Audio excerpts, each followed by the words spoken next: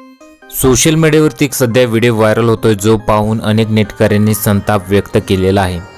आता या व्हिडिओमध्ये नेमकं काय घडतं बघा आणि त्या ड्रायव्हरचे सुद्धा नेटकऱ्यांनी कौतुक केलेलं आहे। व्हिडिओ नक्की काय तो पुढे बघा आणि चॅनलवरती नवीन असाल तर जरूर सबस्क्राइब करा।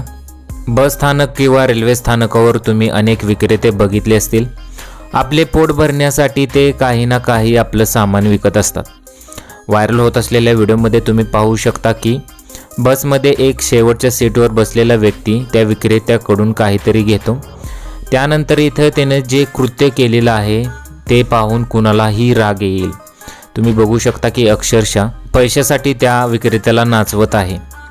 बस हलवली जाते, त्यानंतर तो विक्रेता त्या बस पाठीमागे धावतो पैशासाठी, परंतु ड्रायव्हरला दया येते। त्यानंतर ड्रायव्हर स्वतः त्या बसलेल्या व्यक्तीकडून तो पैसे घेतो आणि त्यानंतर अनेक नेटकऱ्यांनी त्या ड्रायव्हरचे कौतुक सुद्धा केलेले आहे।